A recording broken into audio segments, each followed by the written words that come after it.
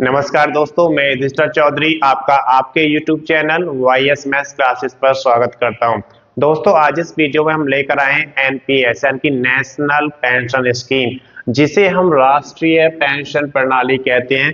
इसकी सारी डिटेल्स आज आपको इस वीडियो में बताने वाले हैं। अगर अभी तक आपने चैनल को सब्सक्राइब नहीं किया, सब्सक्राइब करें, वीडियो को लाइक करें और ज़्यादा से ज़्यादा शेयर करें ताकि ये वीडियो उन सभी दोस्तों के पास पहुंचे जो एनपीएस में खाता खुलवाना चाहते हैं। तो आइए इसकी सारी जानकारी हम आपको यहाँ पर देने वाले हैं। सरकारी कर्मचारी हैं या फिर किसी निजी संस्था में आप वर्क करते हैं या फिर आप असंगठित क्षेत्र में हैं और उसमें आप अपना खाता खुलवा सकते हैं, तो ये सारे कर्मचारी इसमें शामिल हो सकते हैं। वो सभी एनपीएस के लिए आवेदन कर सकते हैं। इसके बाद हम बात करते हैं कि इसकी शुरुआत किसने की थी। तो इसका जो शुरुआत किया गया था वो भारत सरकार ने किया गया था, जो कि एक स्वैच्छिक योजना है। स्वैच्छिक का मतलब है ये आपकी अपनी इच्छा है। अगर आप एनपीएस चाहते हैं तो एनपीएस करा सकते हैं, नहीं तो आप नहीं कराना चाहते तो आपको कोई जबरदस्ती भी नहीं कर सकता। इसके बाद देखिए कि एनपीएस की शुरुआत कब हुई थी। तो इसकी जो शुरुआत की गई थी भारत सरकार द्वारा 1 जनवरी 2004 में की गई थी। उस समय एनपीएस को लाया गया था कि एक नेशनल पेंशन स्कीम बनाई जाए, जिससे कि रिटायरमेंट होने के बाद लोगों को कुछ सहायता मिले।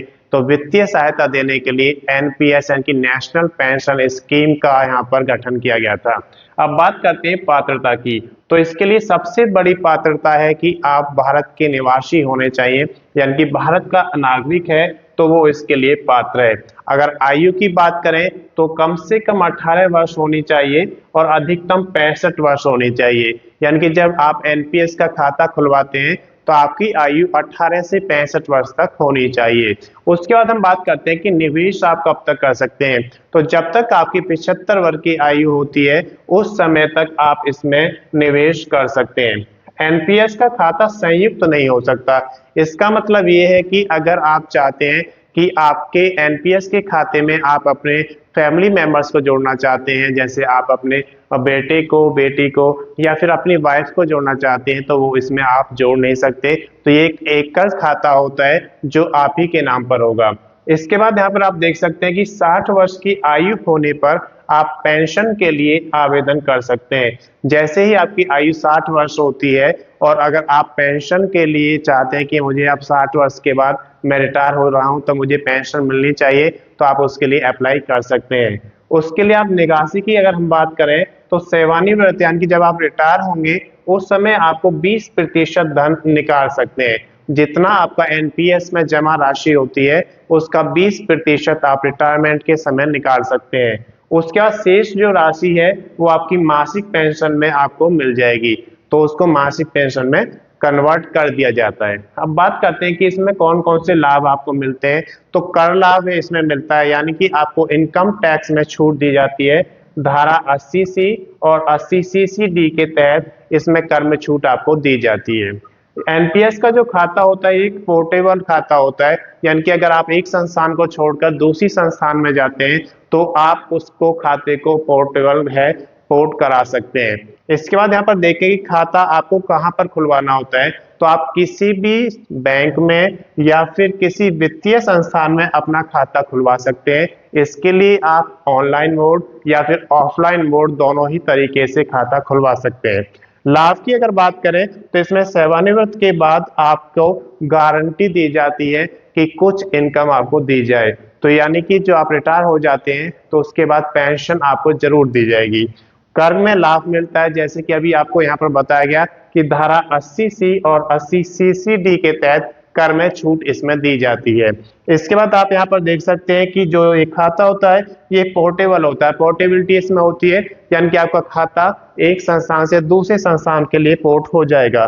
और निवेश के लिए जो विभिन्न विकल्प हैं वो यहाँ पर आप देख सकते हैं कि सरकारी सेक्टर जैसे कि आपका केंद्र सरकार या फिर राज्य सरकार जो आपके सरकारी सेक्टर में आते हैं, निजी सेक्टर जैसे कि आपके कॉरपोरेट की बात करते हैं, या फिर भारत का कोई भी नागरिक है वो इसमें खाता खुलवा सकता है।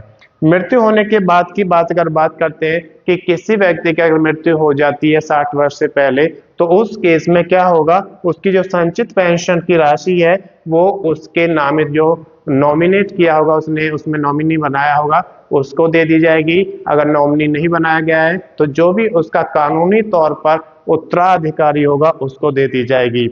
एनपीएस दो प्रकार की होती है, जिसमें टायर 1 और टायर 2। टायर 1 और टायर 2 में क्या डिफरेंस है वो हम अगली वीडियो में लेकर आएंगे। यूनिफाइड पेंशन स्कीम, जिसे हम एकीकृत पेंशन योजना कहते हैं, जो आपका यूपीएस के नाम से जाना जाता है। ये अभी अभी चर्चा में इसलिए बहुत ज्यादा है क्योंकि इसे अभी शुरू किया गया है। इससे पहले नेशनल पेंशन स्कीम चलती थी और उससे पहले ओल्ड पेंशन स्कीम चलती थी। तो देखिए ये योजना है, इसके बारे में सारी जानकारी हम आपको बताने वाले हैं। अगर अभी तक आपने चैनल को सब्सक्राइब नहीं किया, सब्सक्राइब करें, वीडियो को लाइक करें और ज्यादा से ज्यादा शेयर करें ताकि ये वीडियो उन सभी दोस्तों के पास पहुंचे जो यूनिफाइड पेंशन स्कीम का लाभ उठाना चाहते हैं। तो आइए इसकी सबसे पहले जानकारी हम आपको देते हैं कि ये योजना कब शुरू हुई है। तो ये योजना की प्रारंभिक तिथि यहाँ पर देख सकते हैं 1 अप्रैल 2025 से लागू हो चुकी है।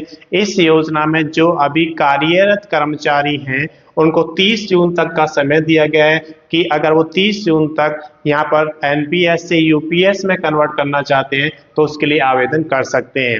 नए कर्मचारी जो 1 अप्रैल 2025 के बाद नए सिलेक्शन होंगे उनको यहाँ पर चॉइस मिलेगी कि 30 दिनों के अंदर आपको बताना है कि आपको एनपीएस चूज करना है या फिर यूपीएस चूज करना है। इसके बाद केंद्र सरकार के जो कर्मचारी हैं, जो वर्तमान में कर्मचारी हैं, वो एनपीएस से यूपीएस में जाना चाहते हैं तो उनको ये विकल्प चुनना पड़ेगा और इसके लिए केवल एक बार आपको एनपीएस या यूपीएस का विकल्प चुनने का मौका दिया जाएगा, जो नए कर्मचारियों की बात है। और जो पुराने कर्मचारी एनपीएस से यूपीएस में जाना चाहते हैं तो उनको भी एक मौका यहाँ पे दिया जाएगा। इसके बाद हम बात करते हैं कि जो यूपीएस है क्या वो राज्य सरकारें यूज करेंगी या नहीं। तो डिपेंड करेगा राज्य सरकार के ऊपर कि उन्हें यूनिफाइड पेंशन स्कीम लागू करना है कि नहीं करना है।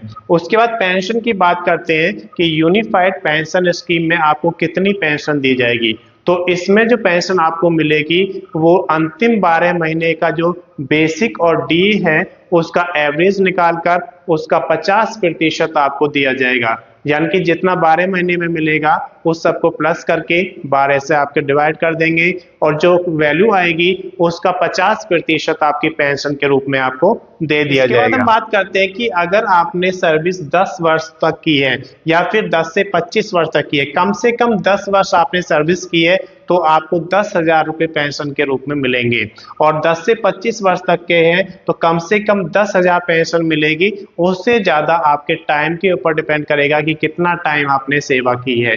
तो इसके बाद यहाँ पर देख सकते हैं कि जो रिटर्न होगा यूनिफाइड पेंशन स्कीम में वो बाजार पर निर्भर नहीं करेगा। ये यहाँ पर बहुत ही पॉजिटिव थिंग है कि जो बाजार अप डाउन होता है उसकी वजह से आपके जो यूनिफाइड पेंशन स्कीम है उससे कोई फर्क नहीं पड़ेगा।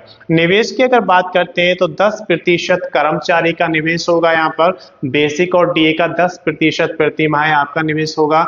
उसके साथ साथ जो सरकार होगी वो 18.5% निवेश करेगी। तो ये सारा आपके अकाउंट में जमा होता रहेगा। परिवार पेंशन की अगर बात करते हैं तो जो अंतिम पेंशन प्राप्त करते हैं इस कर्मचारी रिटायरमेंट के बाद उसका 60% जो राशि होगी वो परिवार पेंशन के रूप में दी जाएगी, जो महंगाई बढ़ने के हिसाब से बढ़ती रहेगी।